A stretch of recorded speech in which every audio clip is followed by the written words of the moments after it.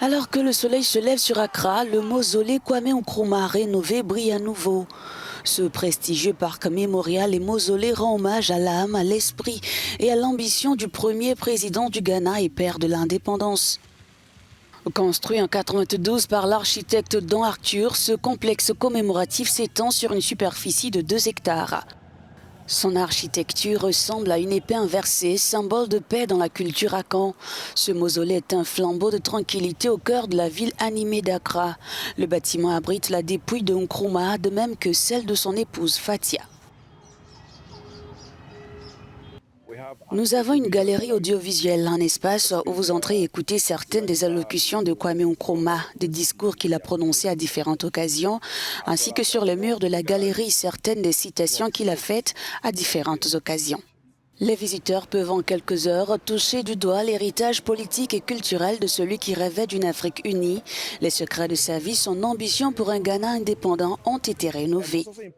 Depuis sa construction dans les années 90, cet édifice n'a jamais subi le moindre rafraîchissement. 70% des œuvres aujourd'hui n'existaient pas.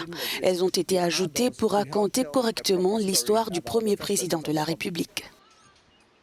L'histoire de ce révolutionnaire et visionnaire a été couronnée de réussite. Après avoir mené l'ancienne Gold Coast à l'indépendance en 1957, Kwame Nkrumah, un panafricaniste convaincu, cofonda l'Organisation de l'Unité africaine. C'était un leader visionnaire et je crois que la mise en place d'un parc mémorial pour lui rendre hommage est une bonne marque d'attention pour montrer notre reconnaissance pour la vision qu'il avait pour le pays. Le parc mémorial et le mausolée témoignent de l'esprit indomptable de Nkrumah, sa quête incessante d'indépendance et sa croyance inébranlable en l'unité panafricaine.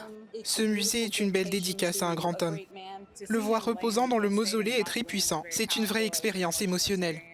C'est un endroit formidable, je le recommande à tous, il faut essayer de le visiter. Ce lieu est une référence pour ceux qui souhaitent se connecter à une période fondamentale de l'histoire du Ghana et de celle d'un homme, Kwame Nkrumah, dont le plaidoyer influent en faveur du panafricanisme résonne encore aujourd'hui.